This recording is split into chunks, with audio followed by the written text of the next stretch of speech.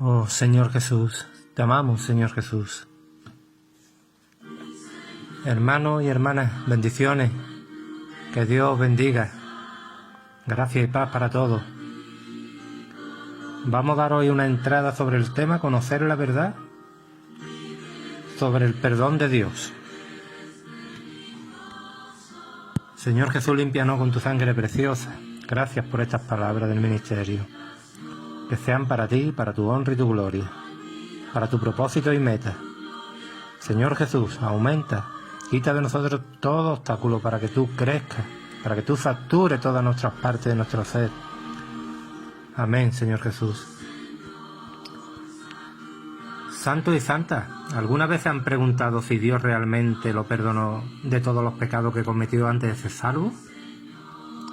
¿O quizás le preocupa que Dios no haya perdonado de un pecado en particular que cometió después de ser salvo? Mire, a veces podemos sentirnos perdonados, pero otras veces no, ¿verdad? A veces podemos pensar que somos perdonados, pero otras veces estamos convencidos de que no es así. Pero ser perdonado por Dios no se basa en lo que sentimos o pensamos, hermano y hermana. El hecho del perdón de Dios se basa en su palabra firme. Debemos tener un entendimiento claro y una fuerte seguridad del perdón de Dios en lo que se refiere tanto a los pecados que cometimos antes de ser salvos como a los que cometemos después. En esta entrada hablaremos, ¿no?, de algunos versículos clave para ver este gran asunto en la Biblia. Esto nos va a rescatar de todas las dudas y temores que nos inquietan, ¿no?, y nos va a ayudar a avanzar en nuestra vida cristiana, ¿verdad? Mire, ¿qué significa ser perdonado por Dios? Bien. Como resultado de la caída del hombre, todos somos pecadores.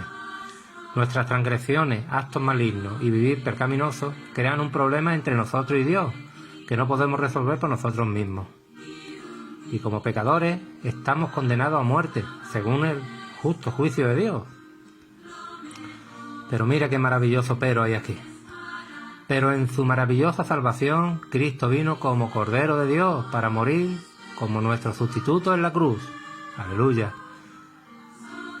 Él pagó completamente el precio por nuestros pecados y nos redimió de vuelta a Dios.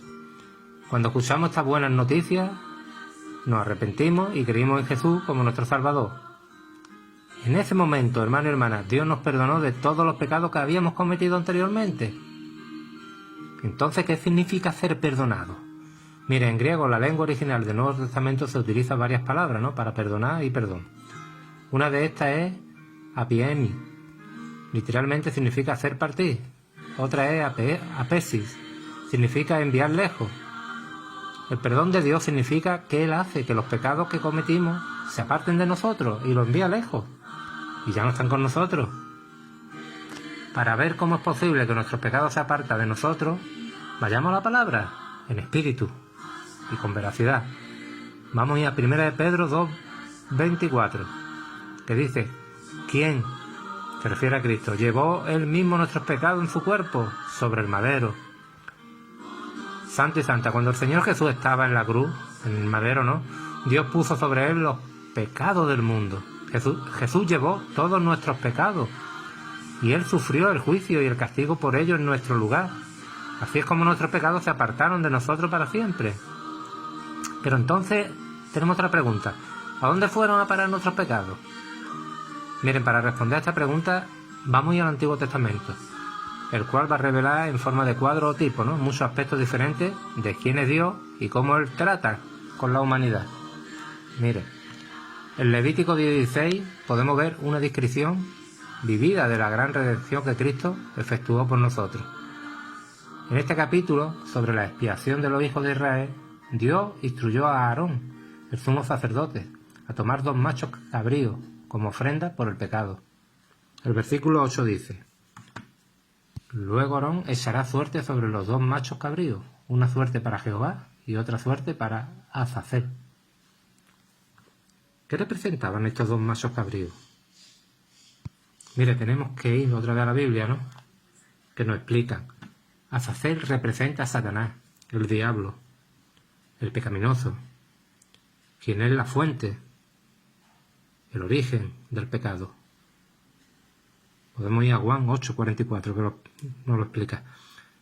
El macho cabrío designado para Jehová debía ser inmolado.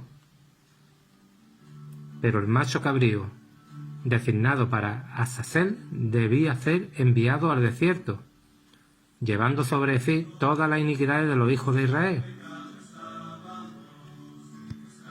Esto significa que Cristo, quien es la ofrenda por el pecado del pueblo de Dios, por un lado, se hace cargo de nuestros pecados delante de Dios y por otro, mediante la eficacia de la cruz, envía el pecado de regreso a Satanás, de quien vino el pecado al hombre. Mediante la cruz el Señor Jesús tenía la posición y es apto, hermanos y hermanas, con poder, fuerza y autoridad para quitar el pecado de los redimidos.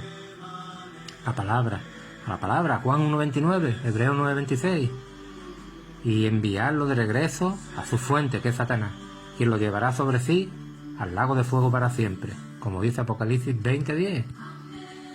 En esto consiste el perdón de Dios. El Señor Jesús, como nuestra ofrenda por el pecado, nos quitó nuestros pecados y los envió de regreso a Satanás, de donde vinieron. Cuando Dios nos perdona, nuestros pecados ya no están con nosotros, santos y santas. Aunque Dios nos ama inmensamente, Él también es justo. Nuestros pecados lo ofenden y violan su justicia. Cualquiera que peque está condenado a muerte. Así que, ¿cómo es posible que Dios perdone a los pecadores? La palabra, hermano, Hebreos 9:22 dice claramente: sin derramamiento de sangre no hay perdón. Este versículo deja claro que el perdón de Dios requiere y se basa en el derramamiento de sangre. ¿Pero la sangre de quién? Mire, sin derramamiento de sangre no hay perdón de pecado, ¿no? Sin perdón de pecado es imposible que los requisitos de la justicia de Dios sean satisfechos para que el pacto sea puesto en vigencia. Pero la sangre de Cristo fue derramada para el perdón de pecado y el pacto fue establecido con su sangre, Mateo 26:28. En el Antiguo Testamento, cuando el pueblo de Dios pecaba, tenía que ofrecerle a él un animal que derramara su sangre al ser sacrificado en el altar. Esta era la manera de expiación de Dios en aquel tiempo. El animal cuya sangre era derramada, ¿no?, sobre un símbolo, un cuadro que señalaba al Señor Jesús. Entonces Jesús ahora es el Cordero de Dios, sin pecado y sin mancha, para el verdadero sacrificio por los pecadores. La noche en que Jesús fue traicionado, tomó una copa y se le dio a sus discípulos. Mateo 26:28 registra lo que él habló en ese momento, justo antes de su crucifixión. Mire, él dijo: esta es mi sangre del pacto, que por mucho derramada para perdón de pecados. En la cruz el Señor Jesús derramó su sangre, cumpliendo el justo requisito de Dios, hermano y hermana, y otorgándonos perdón de los pecados. Cuán preciosa es la sangre de Cristo, tanto para Dios como para nosotros. ¿Y cuándo nos perdona Dios de nuestro pecado? A la palabra, Hechos 10:43 dice: de Él, refiriéndose a Jesús, dan testimonio todos los profetas, de que por su nombre todos los que en Él creen recibirán perdón de pecado. Mire, el apóstol Pedro habló esta palabra a un centurión romano llamado Cornelio, en Hechos 10:2, ¿no? Nos dice que Cornelio era devoto y temeroso de Dios con toda su casa, y que hacía mucha limosna al pueblo, y oraba a Dios siempre. Pedro le dejó claro a Cornelio que al creer en Jesús recibiría el perdón de los pecados. No había ningún otro requisito que cumplir, hermano y hermana. Mira, esto prueba que Cornelio, aunque temía a Dios y hacía justicia, y aunque sus oraciones y limosnas habían sido aceptadas por Dios, necesitaba que sus pecados fueran perdonados al creer en Cristo Redentor. Santo y santa, cuando creemos en Cristo Redentor, Dios nos perdona inmediatamente, sin demora, de todos los pecados que hemos cometido. Nuestro historial pecaminoso con Dios borrado. El perdón es lo primero que disfrutamos, la salvación de Dios.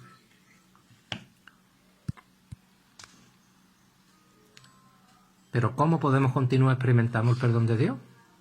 Por supuesto, hermano, después de ser salvos, todavía cometemos pecados y ofendemos a Dios. ¿Y perdona a Dios estos pecados? Pues sí lo hace. Pero cuando pecamos después de ser salvos, debemos, hermano y hermana, confesar nuestros pecados a Dios para recibir su perdón.